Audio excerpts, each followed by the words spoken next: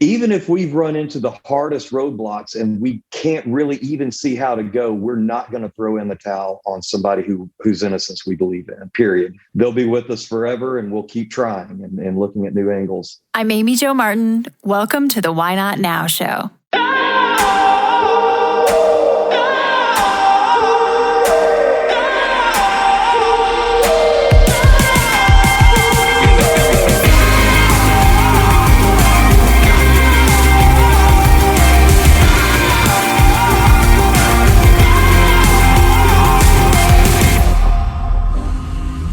You know that thing you've been thinking about doing? Yeah, that one. Why not now? Have you ever actually taken the time to ask yourself, what's stopping me? Let's talk it through. This is your chance to give that idea the attention it deserves and take action. Each episode, I have a chat with a fascinating person, from entrepreneurs to athletes, celebrities, my parents, rocket scientists, and all walks of life. We talk through a critical time when they've asked themselves, why not now? We dissect that day or even that moment, step by step. Just let go.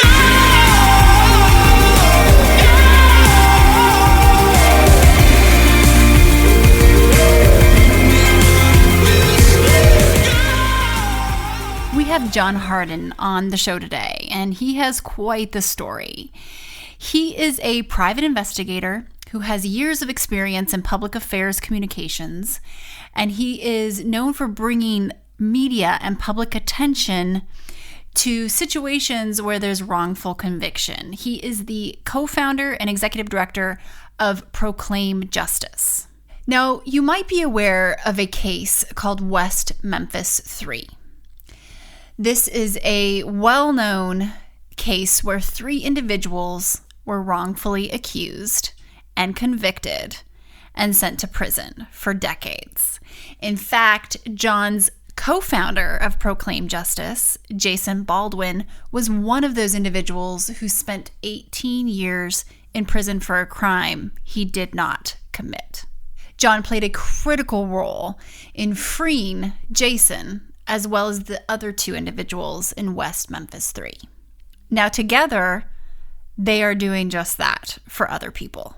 In this multifaceted conversation, I talked to John about what it's like to knock on doors, to look for answers, sometimes answers to situations that happened decades ago, trying to find evidence, trying to find clues.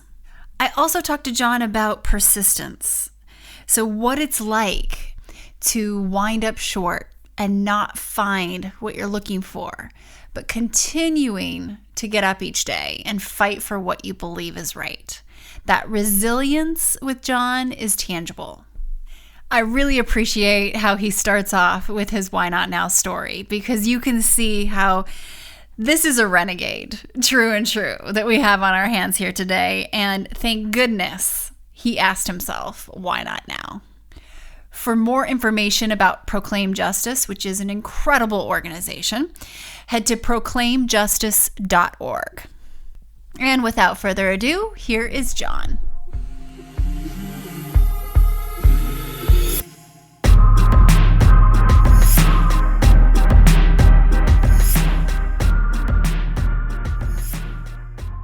John, welcome to the Why Not Now show. Thank you for joining me today. This is a treat. And in the spirit of Why Not Now, can you tell me about a time when you had to ask yourself, why not now? Yeah. Well, first of all, thank you for having me on. This is a real treat for me too, Amy Jo. So thank you for that. My why not now moment was more of there is a particular moment sitting on the water in Seattle, but there's a little bit of lead up to that. And probably like a lot of your listeners, it was 2012, and I was in the middle of figuring out my life. I had 3 big things going on that was leading me to question how I wanted to proceed with my career and my life and that kind of thing. And so I was contemplating starting this nonprofit organization that frees victims of wrongful convictions. So kind of the big 3 things that were going on at that time for me The first two are pretty standard. I was just not happy in my career. I had built a successful career in a field that I loved, which was political and legislative consulting. That was what I wanted to do for a long time, and I was able to make that happen. But then in 2012, something inside me just was not happy doing that anymore. I felt like I could help more desperate people, more immediately desperate people, and I just wasn't enjoying it. I just didn't feel like I was living the life that I wanted to live professionally. So that was a big thing going on, and all the internal struggles that go with that, or am I being irresponsible with thinking about a career change, all those things. Another big thing that was going on was I lived in Little Rock, Arkansas at the time. I'm from Arkansas, and it's a beautiful state. Little Rock's a wonderful city, but my then wife and I and our son, we knew that we weren't going to stay there. And so we were thinking, okay, what's next for us? I was actually offered a job in DC. It was the director of another nonprofit organization, and it was a mission that I believed in. I've got a ton of friends in DC from all my political days and going back and forth. So we went, looked at places to live. I accepted the job, and we got back to Little Rock, and I still just did not feel good about it. And that was really frustrating to me, because if I'd had that opportunity just 2 years earlier, it would have been kind of a dream position for me. And I couldn't figure out, okay, exactly why am I not fired up about this? So we made the decision to move back to Austin, where we lived before we moved to Little Rock. And the big thing that was going on, that was all of this is in the shadow. A few months before, in late 2011, I was a part of something that changed my life. And what that was there were 3 men wrongly convicted in Arkansas. They were convicted as teenagers in 1993. One was sentenced to death. The other 2 were sentenced to life. They came to be known as the West Memphis Three. And you know, we can talk about their case and things that led up to that, to me getting involved in their case. But the short of it is, I was a part of the team that what had happened with their case was there were all these supporters. There were documentaries made about the case, and a book written, and it became a cause celeb. Eddie Vedder of Pearl Jam, Natalie Maines of the Chicks, and Peter Jackson, and all these people were advocating to free these guys. But the people in Arkansas were essentially saying they're from outside of here. They don't know our state. They don't know any of those things. So when I was in Arkansas, me and a small group of people started an organization by Arkansans for the purpose of educating Arkansans about the injustice in that case. And we worked really hard, and there was, tears and frustrations and running up against roadblocks and all these crazy things that were happening. But finally, the hard work paid off. And in August of 2011, we got those guys out. And sitting in that courtroom and listening to a judge tell these 3 men, Jason and Damian and Jesse, after all of this hard work, after all the torture that they had been through, everything, for him to look at them and say, "Men, you are free to go." And we're all just sitting there weeping. I mean, there's Ed Vedder that's crying over here. There's, all of us friends are just holding each other's hands and crying so hard because we knew what had gone into it. And I just wanted more of that, frankly. And that was what was shadowing everything as far as what do I do with my career? And I just want to keep doing this work. So I flew to Seattle a few months later, and Jason, one of the West Memphis Three, was living in Seattle. Told him what I wanted to do, what I was thinking about doing. I'd sought a lot of advice before that as far as starting this organization. I told him it was going to be very hard, that we wouldn't get paid from the organization for some time. And all he said was, "John, I want to take the tragedy that happened in my life and advocate for others."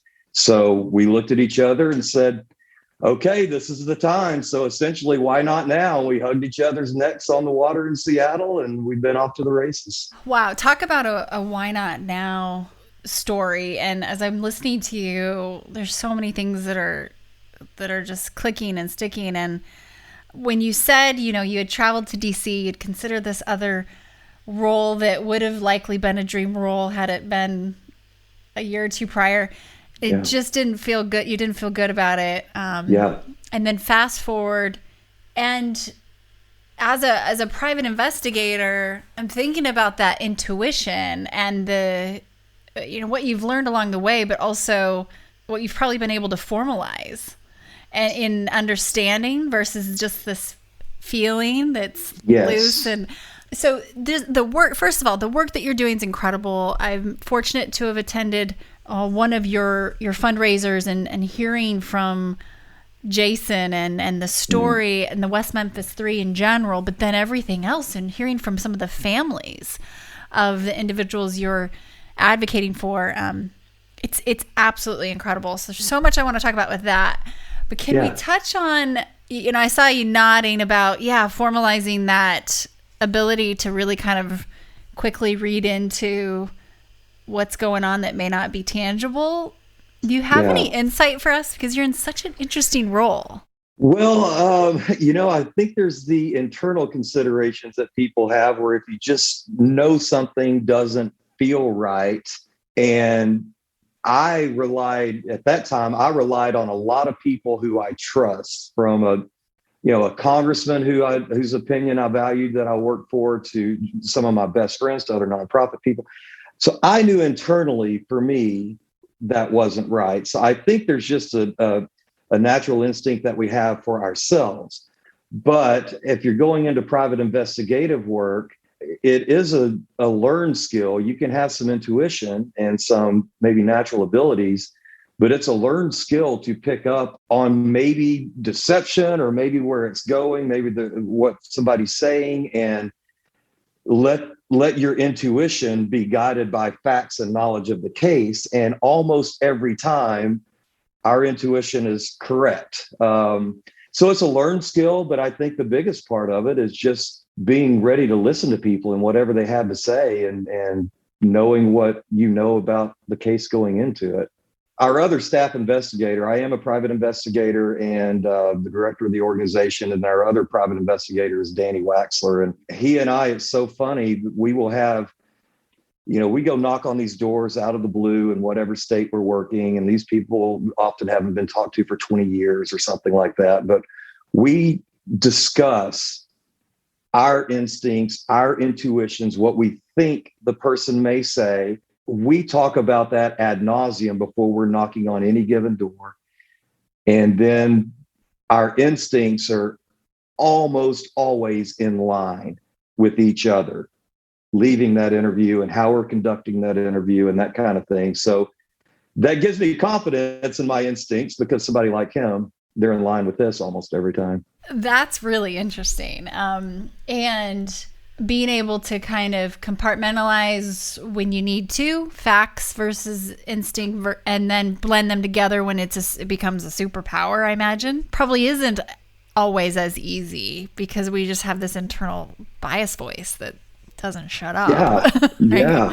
In the work that we do, sometimes the most challenging thing is, we will form an opinion that we think may have happened in the case. And we think this person or people may be the key interview. And when they tell us something that we were just completely wrong about, and of course we don't show them on our faces or anything, but then our instincts and knowledge of the case do kick in, where we can immediately pivot, and then we get more information out of them, and we solve cases that way. So you've also got to be able to know when what you thought going in is not what's actually happened in the case. Have you found that it's gotten sharper and more accurate over time? You have become more efficient and better? For sure. And there's also there's ways to pick up on deception. I want everybody to know that there's no such thing as a human lie detector. There's all these shows about,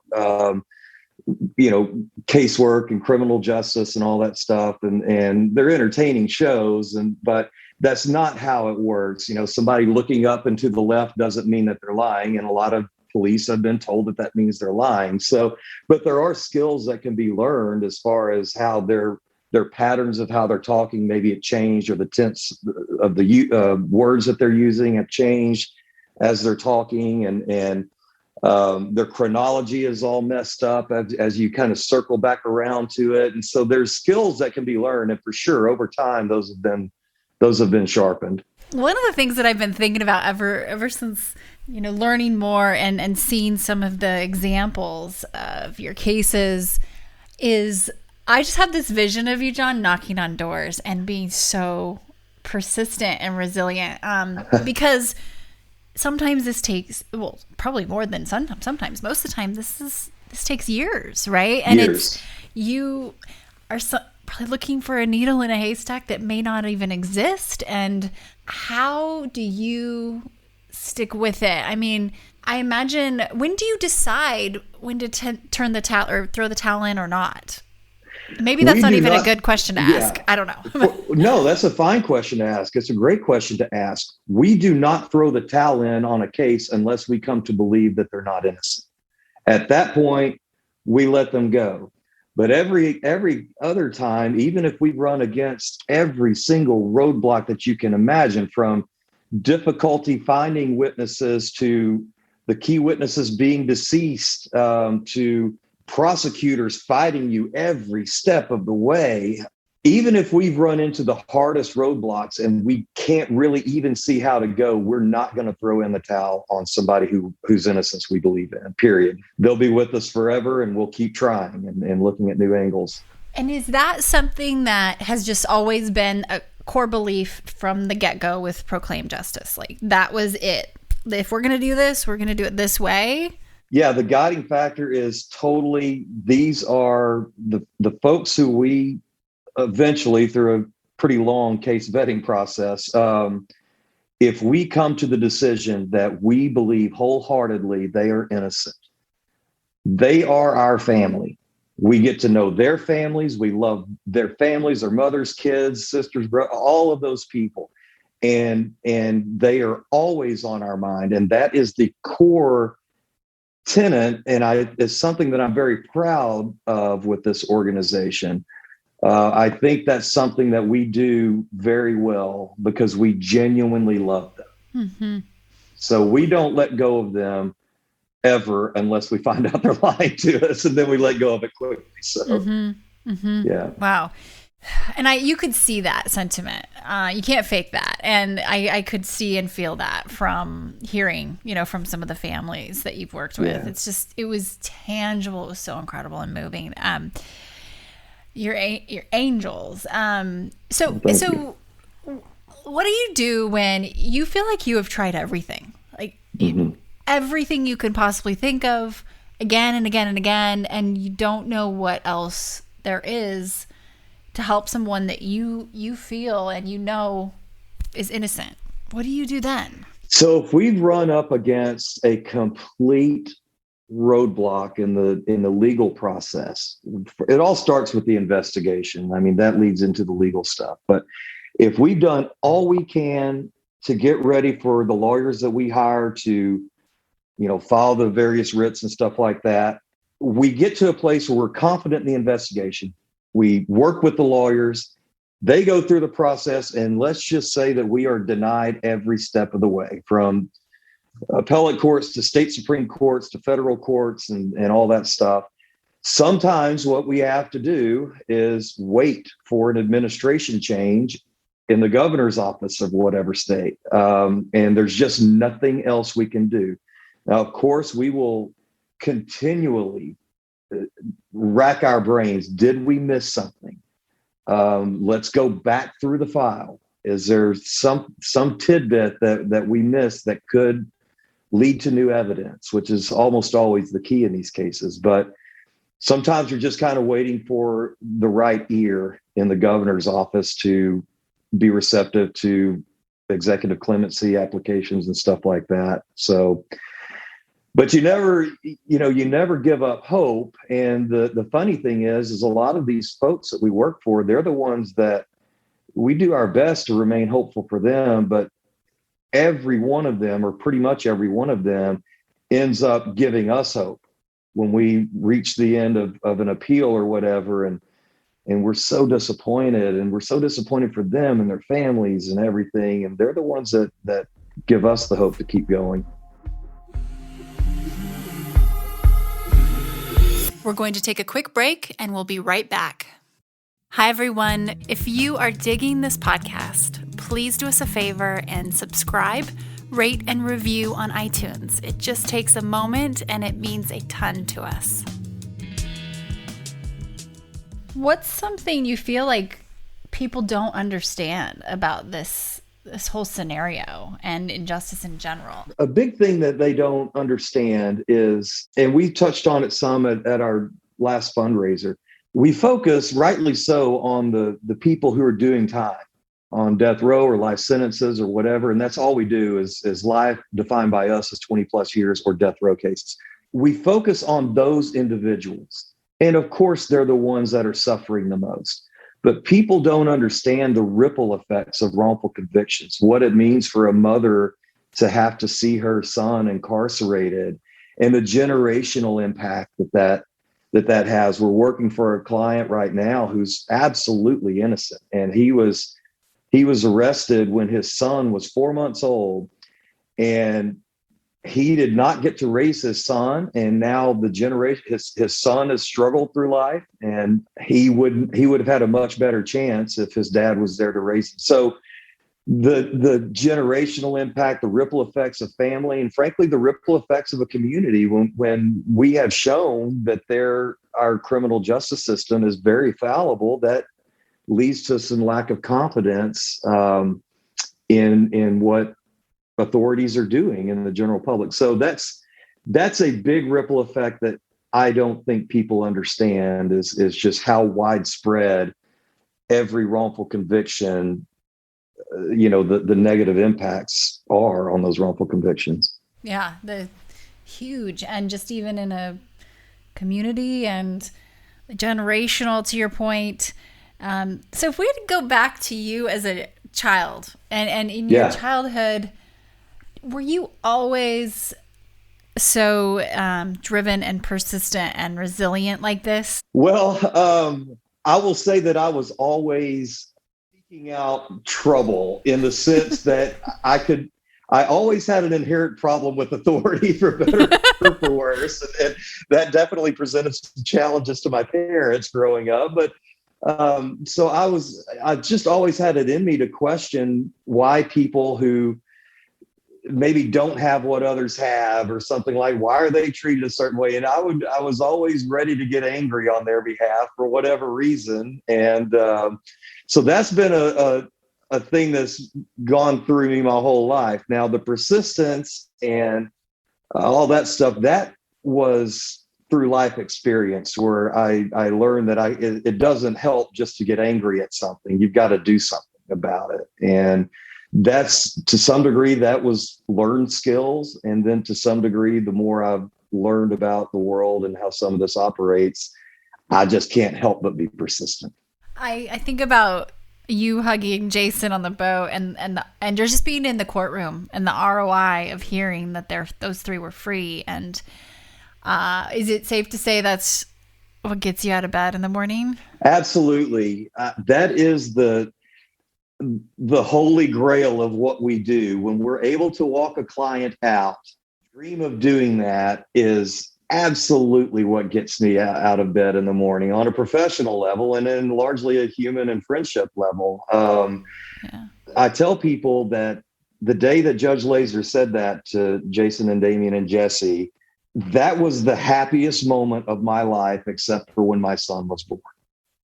I mean, it was just unbelievably moving. And yeah, so every time I've been able to be there when one of our people gets out of prison, which for our people, I've been there for all of them, but it is the best thing in the whole world. It's so, we had a client in Little Rock, and he was on death row for 15 years.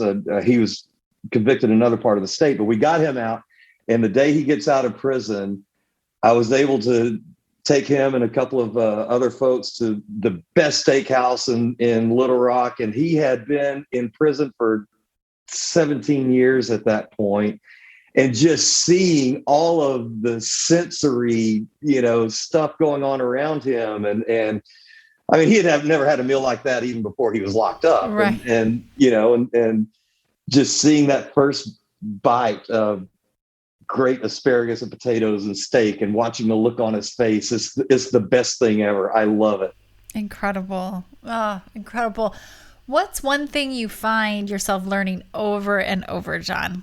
That you do have to be persistent. When I said it's a learned skill, despite my love for them and the love for the work, sometimes it's really hard. And sometimes I can get really discouraged in a profound way. Mm-hmm. And you can either let that eat away at you, or you can kind of find yourself that morning or that evening or whatever and say, okay, I don't feel like being persistent right now, even the stakes as high as they are, but I have to be. So that's an ongoing lesson that I learn all the time. I think about the pressure and just what we've mentioned before about the families and how you do have access to talk to them, be around them, and learn and hear from them, and you are their only hope, right? So that's a lot of pressure. It is. When you do get discouraged, are there go-to things that you do to help yourself work through that? Yeah, there are. And I guess we all have to find what this is for ourselves, but I am a big hiker and backpacker. So if I'm just having a really funky day or two because we're just running up against brick walls, then I make sure I go out on a 4 or 5 hour hike. I think that's worth it to, as part of you that says I should be looking at case files, but no, I've got to go do this. I'm a drummer, so I'll just get out a lot of aggression by sitting behind the drum kit and beating the hell out of them. And I think whatever it is for each individual, we have to find what it is that helps us recenter ourselves and helps us get out that aggression or that frustration and find some peace and calm in our head. Otherwise, you're just not even going to be productive when you're trying to do the work. It's so applicable to people in all areas of their professions and careers, but it's you're really dealing with life and death here, and it's a different level of pressure for sure. I always think about these musicians and just celebrities who have shown up, especially in the Memphis Three case. How did that all kind of come about? Because I think that's so fascinating how culture and the halo of their celebrity was able to help and shine a light. But can you talk through that just a little bit so everybody understands? Yeah, for sure. So the Memphis Three case, there was, they were just convicted in Arkansas in '93 and nobody heard from them again, really. But their case in particular did garner a lot of headlines nationwide because the theory of the state's theory was that it was a satanic ritualistic killing of 3 8-year-old boys. So there are all these sensational headlines, and that led Sheila Nevins, who was the longtime president of HBO Documentary Films. She was interested after reading a headline. She sends Joe Berlinger and Bruce Sinofsky, two documentarians, down to Arkansas. They got permission to film the trial, and this documentary, Paradise Lost, comes out in 1998.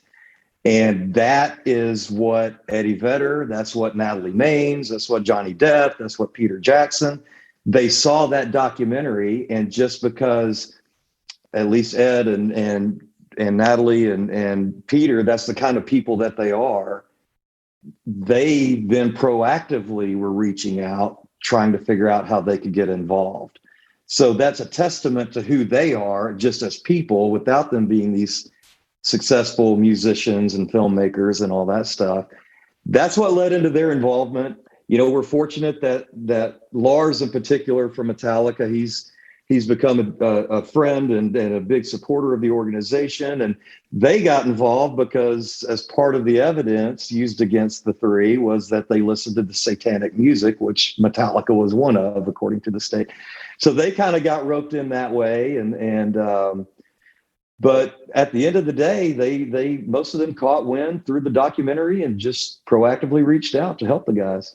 That's so cool. And I think about, what year, here we are talking late 90s, and then where we are now with the original film, and we're seeing more of that, right? So that can't be a bad thing necessarily, to be storytelling and sharing to expose and increase awareness. Absolutely. And that's something that we are big believers in. And fortunately, we've got people who have stayed involved in the organization that work in those fields. So we're a big believer in, we try to go about things the easy way. We will find evidence. We will go visit with the prosecutors and see if they will work with us. More times than not, they don't. In fact, they never do. But then we're not scared of pulling out all the stops. If you want press conferences on your court steps, if you want all this bad publicity, okay, to hell with it. Let's go. Let's do it that way. And that was a big reason that the three got out, was because of these great storytellers, these great documentarians. And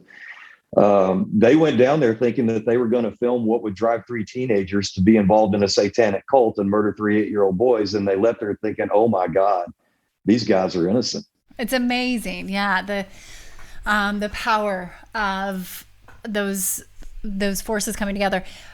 So a lot of listeners have either heard of or heard from her themselves, Susie Batiste, on this show, because she's been on many times. I call her my friend and mentor. And you have an interesting story about how the two of you met and how she's on your board, right? Your board of directors. Yeah. So can you share this? Because it just Susie tells it better because she just mocks me when she's telling the story. She just totally mocks me and makes fun of me. And how it happened was we had to take a last second flight to El Paso for one of our clients, and he had 2 days to make an important decision. So Jason, Baldwin, and I jump on a Southwest flight out of Austin, and this one had to go through Dallas, and I was in the C group.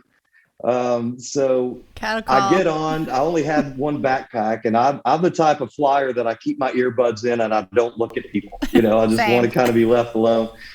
There's a middle seat on the front row, and I was like, all right, I'm just going to jump on that. And Susie, as it were, was sitting right to my right, and you could tell that she was wanting to be chatty, so she keeps kind of trying to, all right, and to hear her tell it, I don't want to talk to her. She just makes this face and makes fun of my voice and everything. So she, once I took my earbud out to order a beer or whatever it was, she just kind of jumped and started talking to me, and then there was no turning back. So she, and it was wonderful. As you know, I mean, Susie's got just such a wonderful presence, and she's so beautiful of a person. And then you talk to her for a minute and you're hooked because she's so fascinating. And so we spent that 30-minute flight from Austin to Dallas talking about her business. She asked me what I did. She's from Northeast Arkansas, close to where this case happened. And she said, hey, do you know anything about this West Memphis Three case? And I was, yeah, I do, and do I? Yeah. You're so humble. You're like, yeah, I was there. Yeah, I know a little bit, just a little bit. How random. So I'm letting her ask, because she said, that story just drove me crazy, and I hope the men are all doing okay. And I said, well, Susie, as a matter of fact, Jason is a few rows behind us. No way. So once we get off the plane, I'll introduce you. And I did, and we sat there talking, and Susie cried and hugged him, and she was just so happy to see him. But neither she nor I shut up that whole flight. And so once Susie left Jason and me, Jason says, man, how long have you known her? Is that one of your good friends? And I said, no, about 30 minutes now. So she's just been such an important person in my life ever since. The organization aside, she's just a very dear friend of mine. I love her. Same. The two of you, that you can't call that a coincidence. No, you sure can't. And because I don't even think I paid any attention. I just was probably looking down at my phone with my earbuds in and sat down. And she was fortunately not going to let it go that way. So, which isn't always normal. She's not exactly always a chatty so this was rare for her too. So yeah. Rare form. It was. But, yeah. So she became one of my best friends in a 30-minute flight right there, I think. Yeah. I love it. I love the support and just the, even if you look at your board, it is diverse in background, man. I mean, there's a really interesting mosaic there that probably provides a pretty strong calculus. Yeah, as anybody who's worked in around nonprofits or even contributed to them or whatever, a nonprofit does not work without a good board of directors. It's just impossible. And over the course of time, we've been fortunate to have some amazing board members, some who have cycled off but are still involved, some who are still there. And you're right, the diversity of their careers and their circles of influence and their willingness to work has been truly, I mean, we would not exist without this group of people.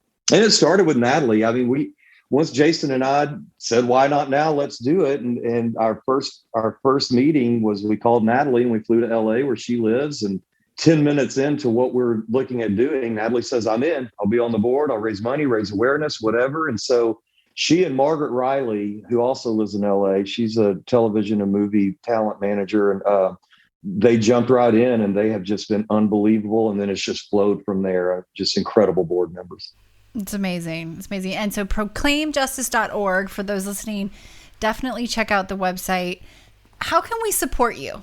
What can we do? Yeah, so the big thing is, as a nonprofit, we always need donations, and we appreciate anything from the $25 monthly recurring contribution to bigger donations. I think a misconception about us, because we do have, the support of some notable people, quote unquote. I think folks think that we're flush, but it's always a grind. The work that we do is very, very expensive and time consuming. So if people feel led, that is a very tangible way. You can easily click onto a monthly recurring or a one-time donation, whatever you do. If people who are listening are so led, then we are constantly trying to get in front of potential bigger donors, $5,000 and up. And so if that rings anybody's bell, then please get in touch with me. That's another lifeblood of what we do. And then the other thing is we do not put a case on our website unless we believe fully in their innocence. We don't promote them on our Instagram or any social media. So there's always things on our social media that come around the corner, whether it's Amazon wish list being fulfilled for some of our clients. People can just click on there and they're sent right to the prison. So that's a really cool thing that people can do. Christmas cards during the season, it's such an uplifting thing for them to know that people out there care about what's going on with them. So those are a couple of pretty easy things that folks can do as well. That is really cool. I love that too. So I keep thinking about, this decision and that career crossroads where you were. You've been in the political and legislative world, and if you were to go back to yourself at that crossroad, you had visited DC, you're trying to figure out that next move, and if you could say something to yourself, what would it be? Don't be scared to ask. Because there were so many times where I was unsure of, do they really want to hear from me? Will they respond if I'm asking them this or to do this or that kind of thing? And I wasted a bit of time by being afraid to ask. So I would go back and say, write the letter, make the phone call, set up the meeting. All they can do is tell you no. And maybe my confidence has grown over the years of doing this, where I can summon the confidence needed to hear a no or whatever, and it doesn't affect me. But back then I would say, just go ask. Stop wasting time. Wow. That's valuable. So valuable. And thank you for doing this important work and leading. And it's pretty inspiring to see the amount of fulfillment and purpose you have and feel, and knowing that this is really difficult work. This is hard. Well, I appreciate you having me on, and I mean, just all the awareness of wrongful convictions in general, our cases in particular. So, everybody can follow us on social media. It's all Proclaim Justice, and just follow along with what we're doing. It's so important that people just know about it. So thank you for giving us a platform here.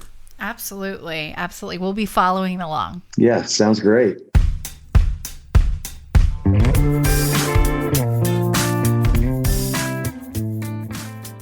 Hey everyone, thanks for listening to the show.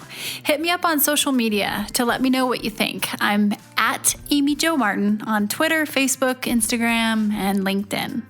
And I want to hear your Why Not Now moments so I can share them on the show. Just send me a note to whynotnow@amyjomartin.com.